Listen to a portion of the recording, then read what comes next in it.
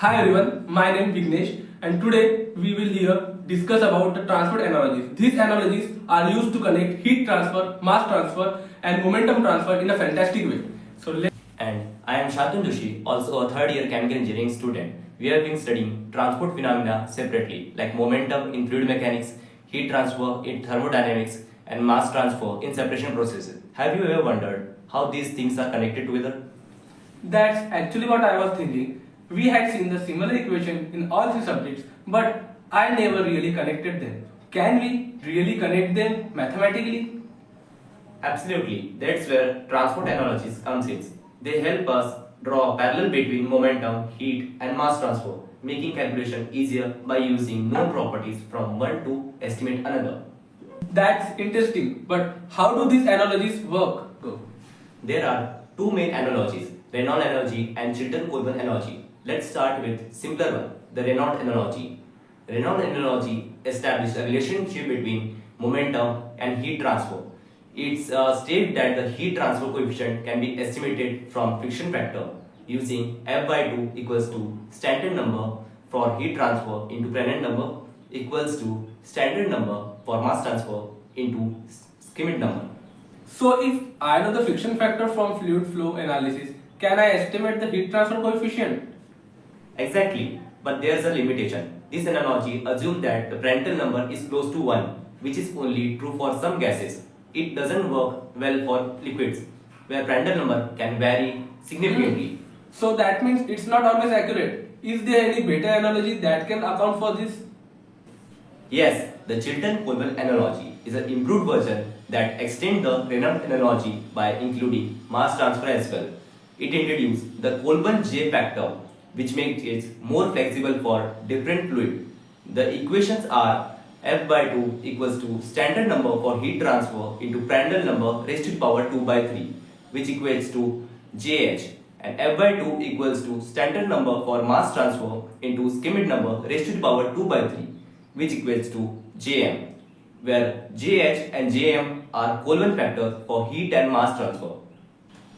So these analogies work even if the Prandtl number or Schmidt number isn't equals to 1. Exactly, that's the Chilton-Coulomb analogy. Is widely used in heat exchanger, drying process and cooling tower. Okay, but how do we use these analogies in engineering problems? Let's say we have a metal plate in a wind tunnel. We know the heat transfer coefficient for air flowing over it and we want to estimate the rate of water evaporation from surface. Instead of solving complex mass transfer equation, we can use the Chilton-Coulomb analogy to find the mass transfer coefficient and predict the evaporation rate. That's really useful. Instead of doing the lengthy derivatives, we have to just use the analogy to simplify the large calculations. Exactly. Let's summarize. Reynolds number relate momentum transfer and heat transfer, but works best for gases with Prandtl number equals to 1. Chilton-Coulomb analogy extend these to mass transfer and work for both gases and liquid. Engineers use this analogy to estimate heat and mass transfer coefficient in real world problems like heat exchanger, evaporations, and chemical reactor. Got it. These analogies are powerful tools for simplifying the transport calculations. Now that we had understand the theory, let's solve some problems or numericals on these analogies to understand them better. तो चलिए शुरू करते हैं. Now we will use the Chilton-Coulomb analogy to evaluate the transfer coefficient engineering correlations. Let us see the correlation for the flow over flat plate. So they are divided mainly into two subcategories. One is for laminar flow and second is for turbulent flow.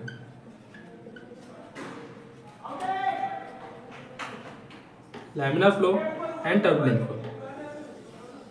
So friction factor for laminar flow is given as 0.664 Reynolds number raised to the power minus 1 by 2.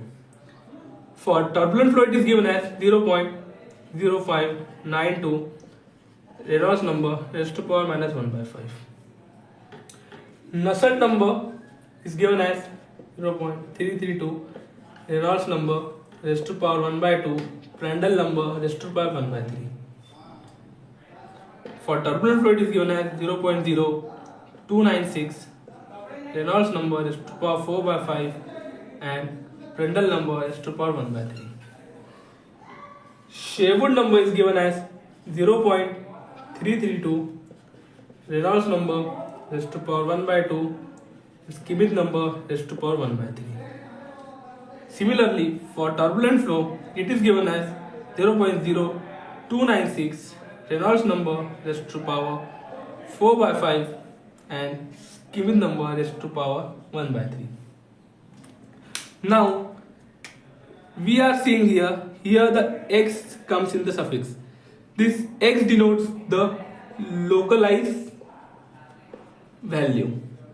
This denotes the localized value over, means the friction factor is for a local point that comes over a flat plate. Now we had got the localized value of a friction factor, Nusselt number and Sherwood number. Now we had to integrate it over the whole plate to find the average value of friction factor, Nusselt number and Sherwood number. After integrating all these values, we finally get 9 equations. So let write down these 9 equations.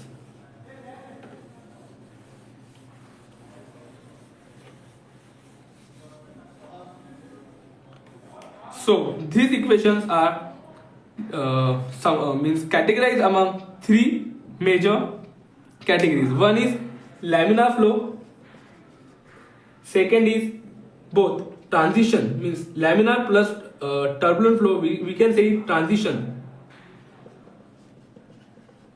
and third is turbulent. Laminar, transition and turbulent. Now the average friction factor over flat plate for laminar flow is given as 1.328, Reynolds number for whole length raised to power minus 1 by 2. For transition flow, it is given as 0.074, Reynolds number raised to power minus 1 by 5 minus 1743, Reynolds number for turbulent fluid is given as 0.074, Reynolds number raised to power minus 1 by 5. The Nusselt number for whole plate is given as 0.664, Reynolds number 1 by 2, Prandtl number is to power 1 by 3. For transition, it is given as 0.037, Reynolds number is to power 4 by 5 minus 871 whole bracket, Prandtl number 1 by 3. And for turbulent fluid is given as 0.037, Reynolds number 4 by 5, Prandtl number 1 by 3. And for Schmidt number, which has been averaged out over a flat plate, is given as 0.664, Reynolds number 1 by 2, Schmidt number 1 by 3, 0.037, Reynolds number 4 by 5 into Schmidt number 1 by 3. And finally for turbulent fluid is given as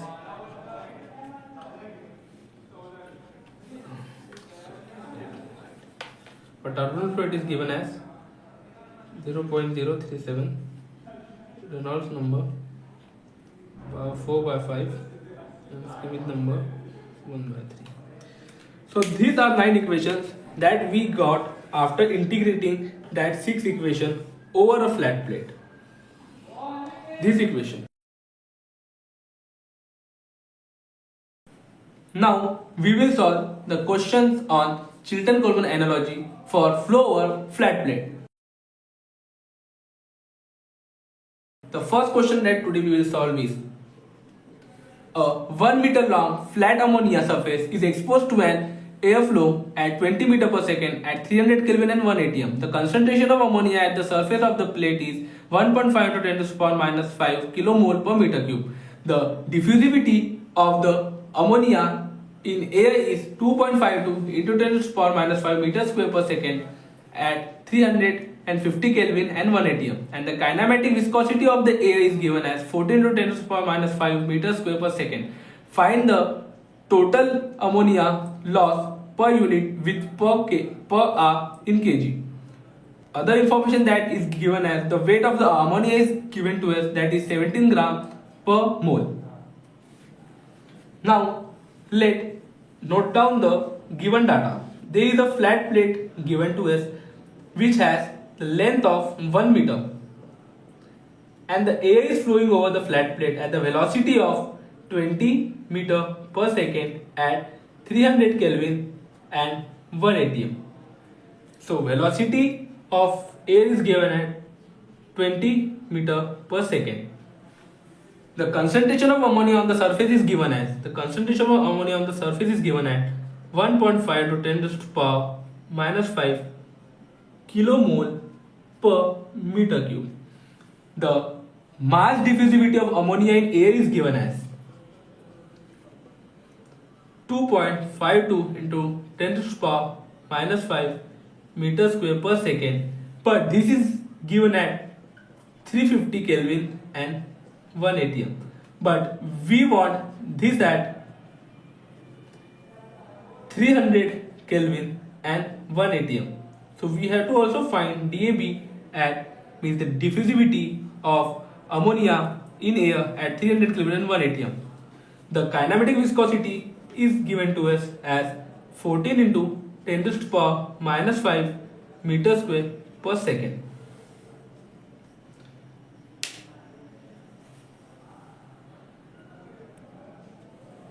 First, we will find the diffusivity of ammonia in air at 300 Kelvin. So DAB is directly proportional to temperature raised to the power 3 by 2 and inversely proportional to the pressure.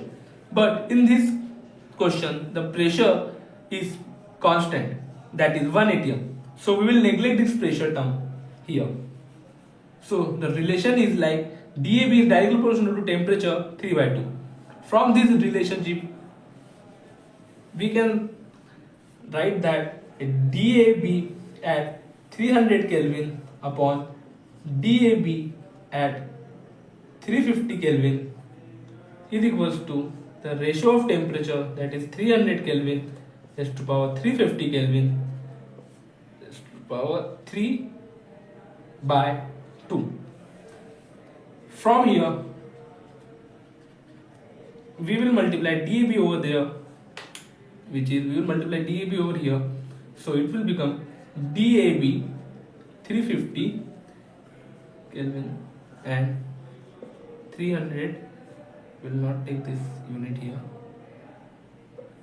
300 by 350 raised to power 3 by 2. So here we will put the value of DAB at 350 Kelvin, which is given as 2.52 into 10 to the power minus 5, and multiply it with the ratio.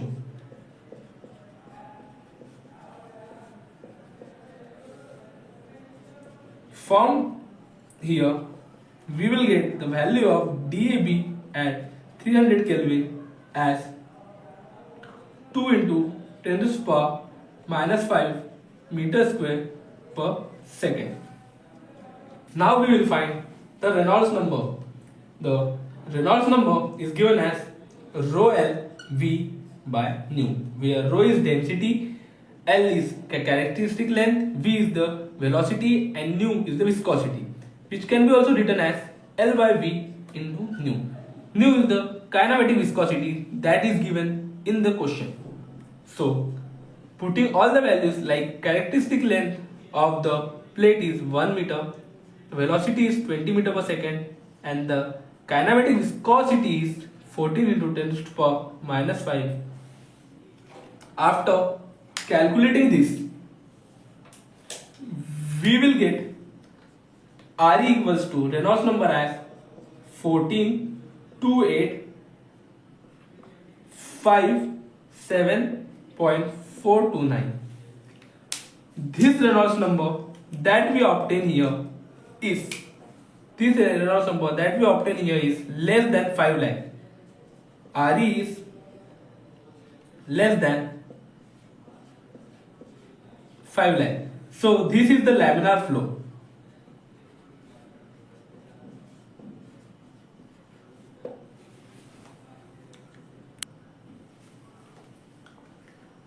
From Reynolds number, we came to know that the flow is laminar.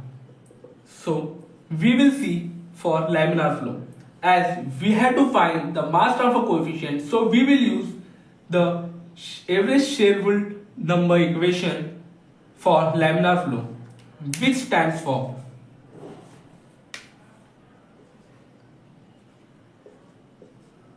the average Sherwood number over flat plate is given as 0.664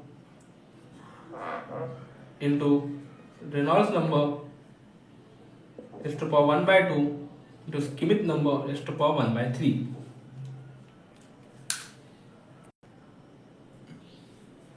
So the Sherwood number for laminar flow over a flat plate was given as 0.664.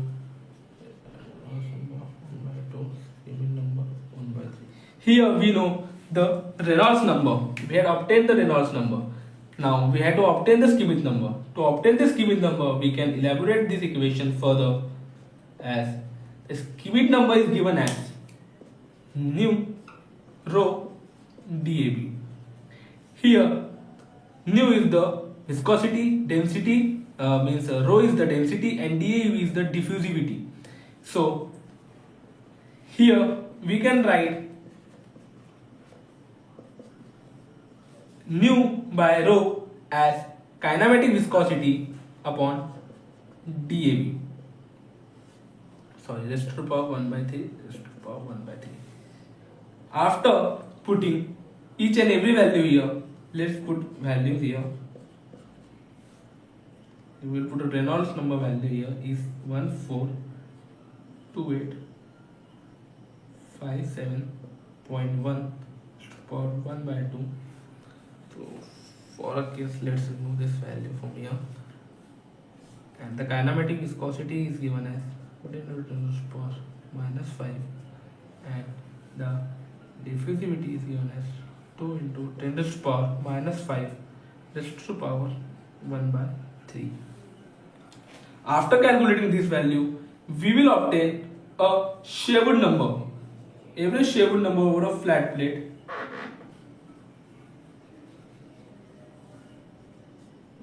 which comes to 480.085.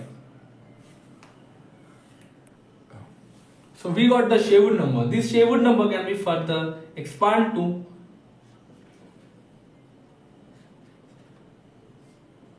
which can be written as the mass transfer coefficient into characteristic length upon dAB, means diffusivity, which is equals to 480. Here we know characteristic length and dAB. We have to find Kc. So from here the Kc will come as 480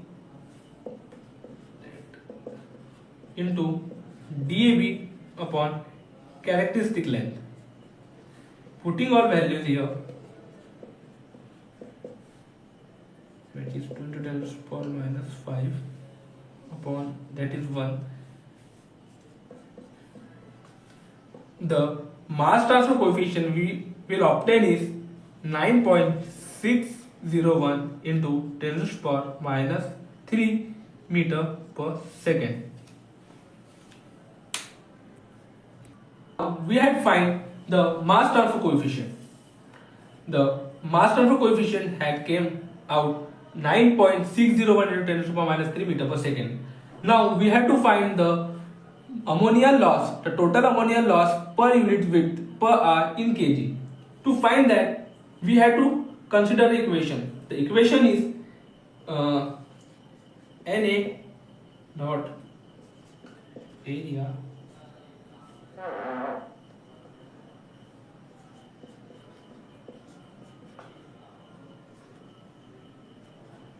Here, Na is the molar flow rate of ammonia, A is the area, Kc is the mass transfer coefficient, and Ca is the concentration difference between surface and air. So, now we will substitute all values here to find the molar flow rate. Area can be written as length into width. Kc is written as 0.1 into 10 to the power minus 3, and concentration difference means concentration at wall minus concentration at infinity. So the concentration at infinity is negligible, so we will take it as 0. We will transfer this W means width here, so we will get molar flow rate plus width per unit width. The formula becomes length. The characteristic length that we had considered is 1 meter. That is 1 meter. So 1 into 9.601 into 10 to the power minus 3, and the concentration of ammonia on the surface is 1.5 into 10 to the power minus 5 kilomole. So for kilomole we had to add this 1000 per meter. After solving this, we will get the rate of ammonia loss per unit width as 1.44 into 10 to the power minus 4 mole per meter second. The rate of loss of ammonia per unit weight comes to 1.44 into 10 to the power minus 4 mole per meter second, but we want it in kg per meter. To convert it into kg per meter, we had to multiply it with the molecular weight of the ammonia, and to convert the second into R, we had to multiply it with 3600. So 144 into 10 to the power minus 4 into 17 into 10 to the power minus 3. This 10 to the power minus 3 comes to convert the gram into kg into 3600. So the final rate of loss of ammonia per unit weight comes to 8.8 into 10 to the power minus 3 kg per meter R. Here 1 second is equals to 13600 R. So the final answer has came.